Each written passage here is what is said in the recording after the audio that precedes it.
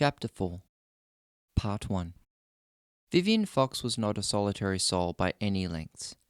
He had been the head of a pack of kids back in his old neighborhood and had taken the responsibility seriously. Under his leadership, not only had they defended their home turf against bullies, other gangs of kids, and even the odd creep or pusher, but Vivian had expanded his gang's influence to other areas. If a teacher at Vivian's school was being unfair to the students, they would find themselves padlocked in the staff toilets all morning. If the security guards at the local mall were targeting the wrong kids for shoplifting, they would find their deck phones missing off their hips and dumped in the trash. Traffic speed cameras in the neighborhood were air rifled repeatedly until the police gave up stationing them there. Abusive animal owners would come home to find their front doors peed on, windows smashed, the animal liberated and taken to a more caring home. As the architect of these operations, Vivian followed his own sense of righteousness, and his pack followed him. Sometimes there were confrontations, sometimes there were fights, and sometimes kids really got into trouble, but nobody ever ratted on each other, and nobody ever challenged Vivian's lead. It had been a tight pack, every member solid and reliable, and as Vivian dragged his bag upstairs one step at a time, he figured he would trade at least half of its precious contents to have any one of them here now to watch his back. Pale daylight shone through tall windows bathing the stairwell in a milky glow. The wooden steps creaked and squeaked under the boy's trainers as he climbed. Vivian wiped at his forehead and glanced up at the gold frames of paintings that lurched past with every step. Portraits of men and women, their faces creased with age, frowned down at him with the contempt of the well-to-do elderly. Vivian sneered back, reminded of the judge and how he too had sat in his high position, regarding Vivian in the same way. Vivian didn't know what contribution these dried-out old fish had made to the world in order to justify their sense of self-importance, and frankly he didn't care. It was easy for him to put those faces on invisible entities that had blamed his parents for their own deaths. People like them, like the judge, had put him in this position in the first place. As he neared the second floor, the glow from the window seemed to pull back, and what was left cowered under a heavy blanket of gloom. Vivian reached the landing and stopped to let his eyes adjust. Glancing left and right, he saw the beginnings of corridors with closed doors leading away in similar fashion to the first floor. Past the reach of daylight, however, beyond the first moulded waypoint, all quickly disappeared behind curtains of shadow. The effect was more than intimidating, and Vivian found himself dreading the idea of going from door to door surrounded by such uncompromising darkness. He looked longingly at the next flight of steps climbing to the third floor, and even took a step in that direction. The duffel bag, however, tugged his arm with the weight of an anvil, and rivulets of sweat trickled down past his ears like crawling reminders. Vivian muttered a curse, and unhappily resolved to face darkness rather than gravity. Choosing the corridor to his left, he began dragging his bag along the rough carpet. Above him, old chandeliers, their bulbs long burned out, dangled down, reminding Vivian of deep-sea jellyfish. The first door on his left was the most visible, so he angled his pull in its direction. Vivian couldn't imagine any kind of kid wanting to stay on the second floor, but had to admit that the chances of securing an unoccupied room located so close to the staircase were next to none. Still, he felt confident, given the contents of his bag, that he could bargain his way into staying there, even if it was with a roommate. The bag rattled and clanked noisily as Vivian hauled it across the floor, but the chilled air around him seemed to absorb the sound like a sponge. There were no echoes in the corridor, and no reverberation. When he was less than 10 feet from the door, Vivian finally gave in to his curiosity and paused, listening. Nothing. There were no noises beyond his own laboured breathing, and no signs of anyone else staying on the floor at all. No caps hung on door handles, and no muddy shoes lined up along the wood-panelled wall. Everything had a distinct sense of emptiness, and Vivian couldn't help feeling like he had wandered backstage into an area where he didn't belong. He looked back down the way he had come with the sinking feeling one gets when they realize the bus has left them behind on a school trip. Where are all the other kids? Was he totally alone in this castle-sized house? Don't be stupid, he told himself. He shook his head to clear it and returned his attention to the door. It seemed to loom above him as if he was shrinking like Alice after she had drunk the potion.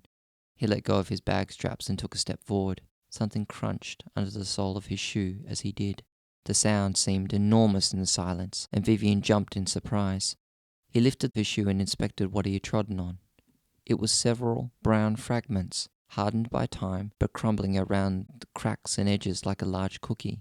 Crouching down at the foot of the door, he picked up a coin-sized chunk of the stuff and sniffed it. The familiar, warm smell of spices made him smile in puzzlement. Gingerbread, his nose told him. It was old and faint, but it was definitely gingerbread. Vivian stared at the fragments on the floor until he realized what they were. Then he started picking out shapes. 2 arms, a leg. No, 2 legs. The other was broken into bits. The circle of the head hung from a piece of string tied around the doorknob. Can't run as fast as you can you? Vivian chuckled at the decimated gingerbread man. Who tied you to a door, huh? It was then that Vivian finally heard the noise. It was so faint at first that he thought he was imagining it. A long, constant hum which slowly developed into an irritating high-pitched whine. Vivian realized it had been there for some time, in the background, and he had only noticed it because it was growing louder. Instinctively, he shook his head from side to side, as if the sound could be cleared away like a swarm of flies. When that didn't work, he poked his fingers into his ears and twisted them around. The whine remained in his head, even with his ears blocked. Starting to feel uneasy, Vivian slowly unzipped his duffel bag and rose to his feet. Keeping the open bag beside him, he glanced warily up and down the corridor, suddenly feeling very exposed. The corridor, what he could see of it, remained empty, but his eyes pushed against the shadows, searching for anything that could be lying in wait for the right moment. Some part of him, maybe left behind by his father, scoffed and told him to grow up, but the child in him was not so easily dissuaded, and Vivian felt the claw-like stirring of fear in his gut.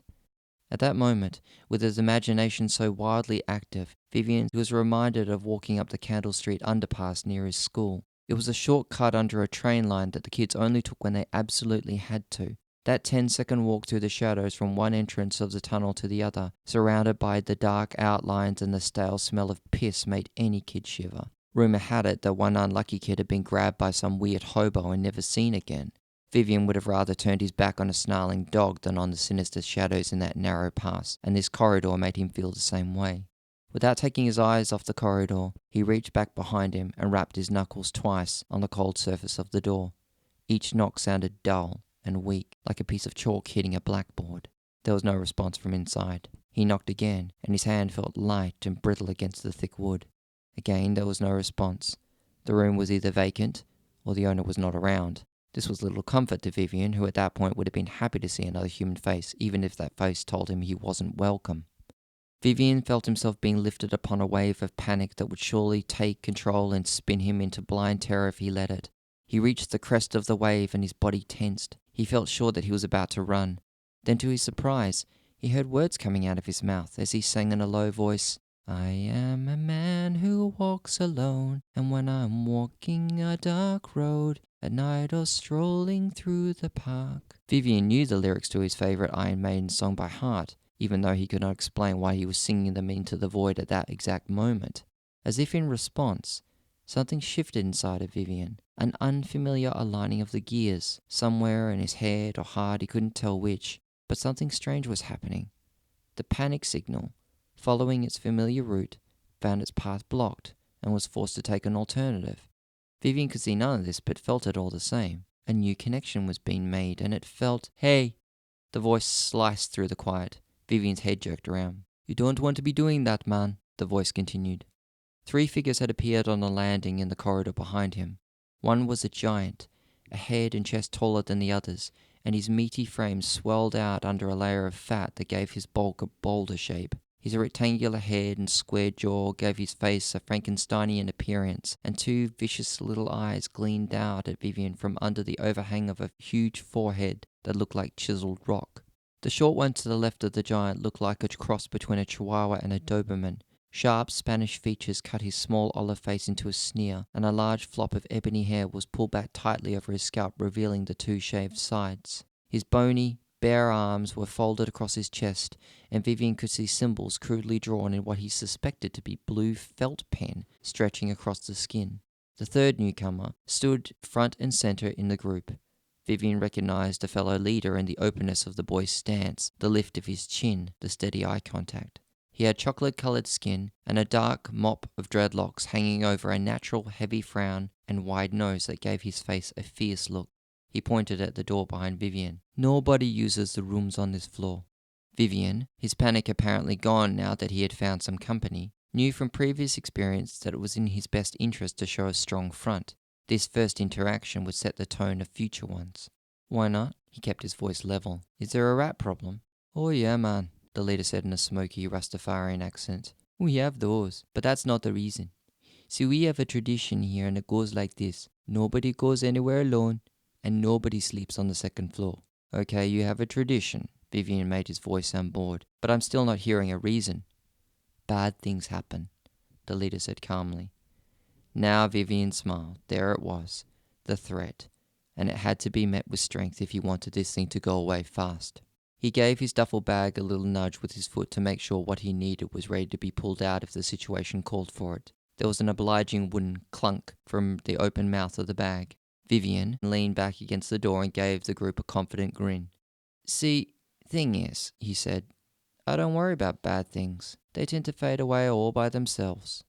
If you believe that, cobweb, then you're as ridiculous as your hair, the giant growled. Wasn't talking to you, Tiny, Vivian clicked his tongue. I was talking to your boss. The giant started toward him, but the dark kid held up his arm in front. Tank, he barked, and the giant hesitated. The leader stared at Vivian, the corners of his lips slightly curving. I'm nobody's boss, he said. And if you want the old back and forth, that's fine. But you better have a damn finer reason than this, man. He pointed at the door. You want to stay in there, that's fine too. But you couldn't make me do it for all the fries in Paris. Vivian glanced over his shoulder, looked at the door. It appeared ordinary enough. Slowly, keeping his eyes on the leader, he touched the door with his palm. It was cold. His hand slid to the metal handle. Token, maybe we should just, the giant called Tank muttered, but the leader just slowly shook his head. With a quick flick of his wrist, Vivian turned the handle and pushed the door half open. He turned and snatched a quick look inside. The room looked quite ordinary, albeit very narrow. A small bed, a single door leading to a walk-in closet. Don't do it, man. It's not going to prove anything. He heard the leader's voice in his ear and spun back around. The dark boy had crossed the distance without Vivian noticing and was holding up his hands, palm out. Now that he was up close, Vivian saw that while the dark boy's right eye was as brown as the color of his skin, the left one was a bright electric blue. You hearing me? The dark boy continued. We got bunks enough upstairs. Tank, he called to the giant. Get the man's bag. Let him get it himself, Tank sulked. Yeah, let him go, Token, the Spanish-looking kid called. Stupid kid can't take a hint. Token glared at them both. We ain't like that, you hearing me? We don't leave our own down here. But he's not our own, the Spanish kid retorted. He will be, Tank snapped. Once he understands this place, how it works. He looked at Vivian. I ain't seen nothing myself, but I don't need my eyes to know there's more than just rats in there. As if hypnotized, Vivian hadn't taken his gaze off the boy's single blue eye. He also hadn't realized during the confrontation that the whine had disappeared and was now slowly returning to his ears. You hear it, don't you? Token whispered with a grim smile. Vivian swallowed. Hear what? Don't be playing dumb now.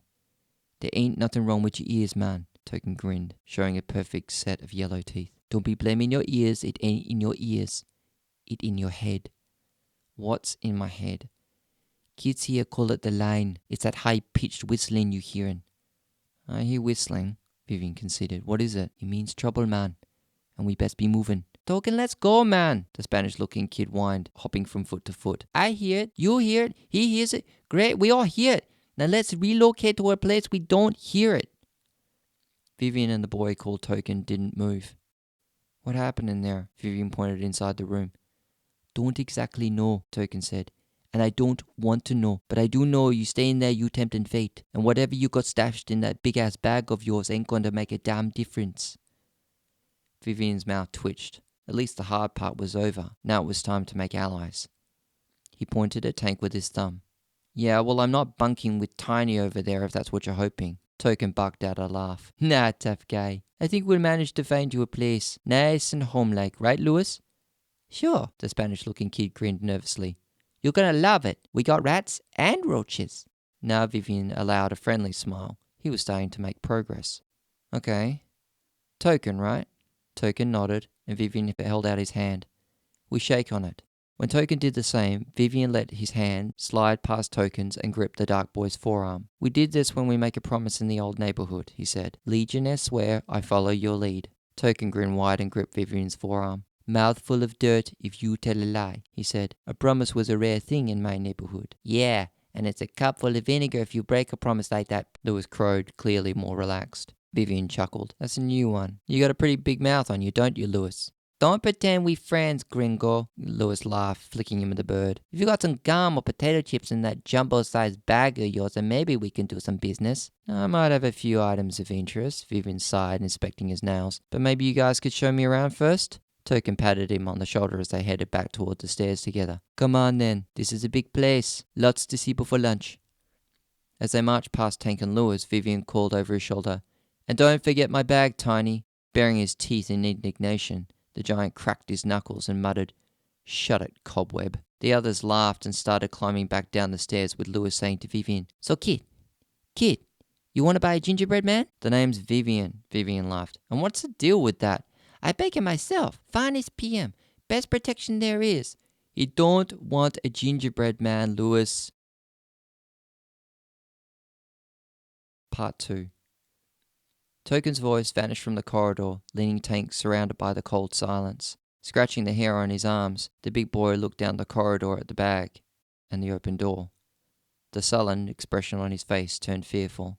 Taking a deep breath, he lurched forward, reaching the bag in a few strides. He seized the straps and, not looking down, turned and dragged it clunking and rattling across the floor to the foot of the stairs. Shoving his arm through the loop of the straps, he huffed, lifting the bag and slung it across his back. He threw one last look over his shoulder as his legs began pelting down the steps before he had time to breathe, before he had found his balance. The corridor shook back and forth crazily with every jolt of his head, disappearing behind the rising wall of stairs. The last thing Tank saw was the door, still open, and every step between he and it yielded a grunt of relief.